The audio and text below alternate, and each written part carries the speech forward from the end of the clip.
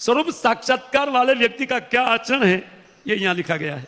न बेटी भवद उत्थित शुभ अशुभ योग, शुभ आता है या अशुभ फल आता है उनको भक्त कह नहीं करते, साधक भक्त को चाहिए ये, है ना।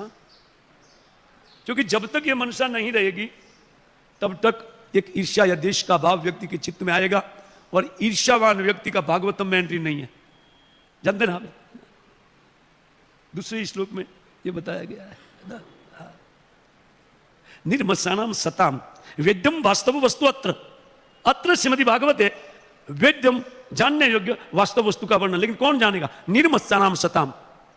और मास्तर्य कब तक हम में काम करता है ना, जब तक हम अपने कर्म का फल भोग में एक अहंकार हमारा रहता है। हाँ, ये अहम जब तक भगवान के प्रति शरणागत नहीं होता है ना, तब तक हमारा काम बनने वाला नहीं है, क्योंकि हम तुरंत रिएक्ट करेंगे बात को, है ना।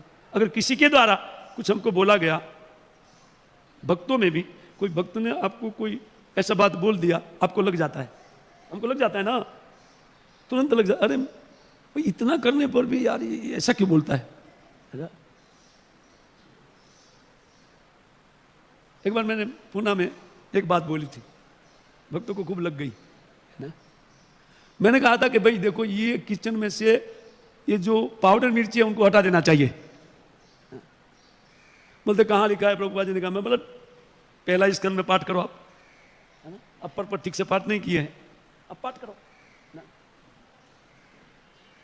बोले हैं एक तो हम लोग सब कुछ छोड़ करके आए, आप जानते हैं डिग्री छोड़ करके हम लोग आए। मैंने तो क्या हो गया, डिग्री छोड़ करके आए तो हो क्या गया, आप में क्या क्या लग गया, कोई लग गया क्या, है ना। बोले हम घर बार छोड़ के आए प्रभु जी, कम से कम लाल मिर्च का टेस्ट तो लेने दो। अगर कहीं भी जीव का मन अटकता है थोड़ा सा भी, है ना, तो समझ लेना चाहिए कि वो कभी भी भगवान को समझने योग्य नहीं होगा, क्योंकि चित्त में अभी कामना है ना। एकदम निर्मल चित्त जब होता व्यक्ति का हो जाता है, अर्थात हमारी जो फ्लाइट है वो सतगुण से टेक ऑफ करके विशुद्ध सत्व में जब तक नहीं जाएगी ना, तब तक भगवान की समझ नहीं आएगी, भगवान क्या है उनका अनुभव, और उनके बिना हमको स्वरूप ज्ञान होगा नहीं। और स्वरूप ज्ञान जब तक नहीं होता है तब तक ये मैं तू ये सब रहता है, राग और द्वेष एकदम पीछा करता है हम लोग का। इससे हम क्या करते हैं, कोई बोल दिया बात लग जाती है और तुरंत रिएक्ट करते हैं। अर्थात प्रकृति को हम अवसर दे देते हैं, इनके साथ कर्म बंधन में बांधो हमको, ये लो। तब भी तो चैतन्य महाप्रभु कहते हैं त्रिनाद पिछुनिचिन तरोरिव सहिष्णुना। अगर इसी प्रकार हमारी विधि भक्ति चलती रही, कभी एक गुस्सा वो मार दे बात का, वैष्णव में मारामारी नहीं होती है, आपके यहाँ तो नहीं होती होगी, तो बात में जब एक दूसरे की पिटाई चलती है ना, तो दूसरे जन्म में भक्त का संग मिलेगा, लेकिन ऐसे ही भक्तों का संग मिलेगा, क्योंकि बेटा ऊपर नहीं उठ सका इसमें, है ना। देखिए, क्योंकि शुद्ध भक्तों की संगति में ले जाने के लिए डर रहे भगवान, डर है। गोप कुमार जब वैकुंठ गया, बोले भागवतामृतम, है ना, तो भगवान उनको बोले स्वागतम स्वागतम दृष्टिया मया वत्स, ये वत्स तुम्हारा स्वागत है, स्वागत। दो बार भगवान बोले, उल्लास के कारण एक जीव वैकुंठ पहुंचा। ये सनातन गोस्वामी पाद का सनातन सिद्धांत है, और सभी सनातन जीव के लिए एक है।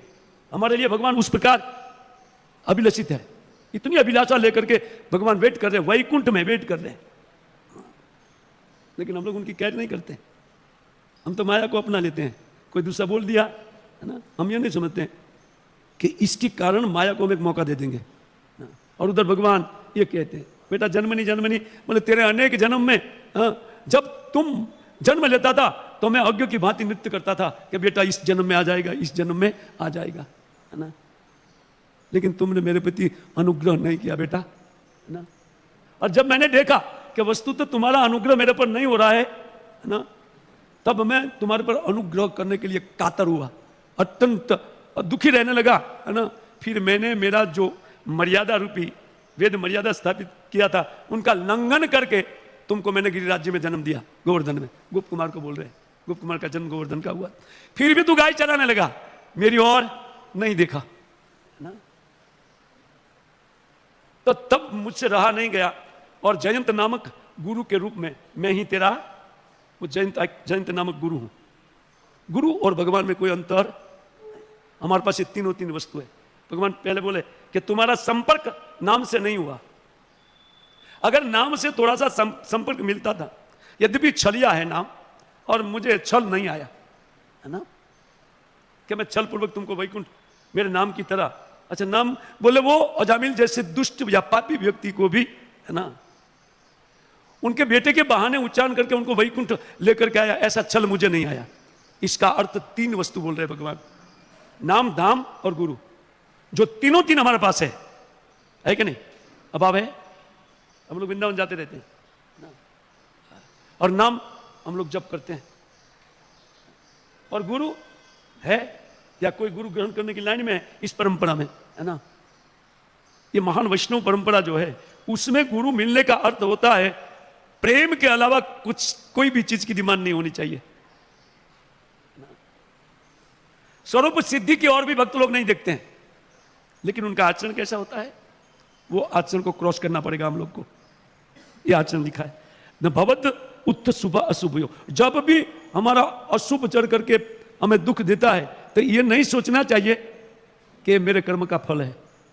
जो लोग दीक्षा ले लेते हैं या जो लोग दीक्षा के लिए उत्कंठापूर्वक वेट करने वाला व्यक्ति है, उनके लिए भी वो भी एक अच्छा साधक माना जाएगा। उनके लिए भी ये कहा गया है कि उनका हवाला भगवान ले लेते हैं माया के पास से ना?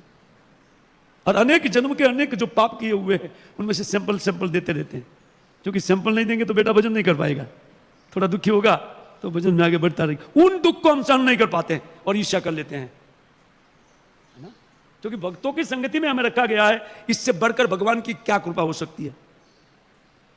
सर्वश्रेष्ठ कृपा, जिनको ऐसी परंपरा में भक्तों की संगति मिली, ये सर्वश्रेष्ठ कृपा भगवान का समझिए आप, है ना। लेकिन अगर भक्तों के बीच में रहते हुए हम ये भक्तों को सहन नहीं कर पाते हैं, है ना, तो हमारा दिक्कत तो होगा, है ना। और निरंतर नाम हमारे मुख से निकलता नहीं है। 16 तो जैसे तैसे पूरा होता है ना। सुबह 7 बजे से पूरा करने के लिए प्रभुपाद जी बोले हैं, लेकिन वो तो जबरदस्ती वाला मामला होता है, बिठा दिया जाता है और एक देखने वाला व्यक्ति ऊपर रखा गया, कौन कौन सोता है जगह तो रही, है ना। और उनको सुंदर अच्छा स्वप्न चल रहा है, वो राजा बन गया था, तब तक प्रभु जी ने जगह दिया, उठो भजन करो। बोले राजा बन गया था, मैं उठा दिया यार, थोड़ा इस संसार में जो कुछ पद पोस्ट पदवी है एक स्वप्न तुल्य है। जीवात्मा की जो जीवन की आनंदता है, उनका अंतहीन जीव है, उनके लिए ब्रह्मा जी का एक दिन भी पलक झपकने के जैसा हो जाता है। तो अब हमारा तो 100 साल हिसाब किताब नहीं है ना। वही अनंत वस्तु का विजय जो लोग करते हैं, स्वरूप सिद्धि करते हैं, सबसे पहले समझते हैं कि जो कुछ भी हो रहा है मेरे कर्म के कारण, उनको भोग लिया जाए, माया को चुप रखे। जब हम भोग लेते हैं, किसकी गाली सुन लेते हैं, भक्तों की गाली, घी का नाली, मैं हमेशा बोलता हूँ, जितना पीते वो तगड़ा होते रहते हैं, गाली खा करके भी भजन करना है बस, है ना।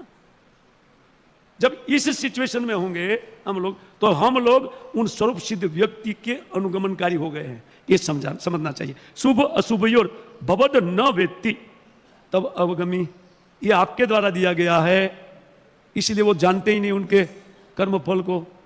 कभी कुछ मिल गया तो सुखी नहीं होते, कभी जला गया इससे उनका दुख नहीं होता है। इस अवस्था में भजन ठीक चलेगा। अब कुछ बोल दिया कोई और 2-4 दिन नहीं, महीना भर बात याद रखते हैं और जैसे ही मौका मिलता है उंगली दिखा देते हैं। आपने बोला था ना, आप देखिए अपना आचरण देखिए,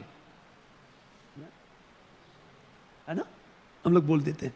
ये बोलना अर्थात भगवान की अवज्ञा करना, क्योंकि इतना सुंदर अवसर और भगवान की कृपा की अवज्ञा करना।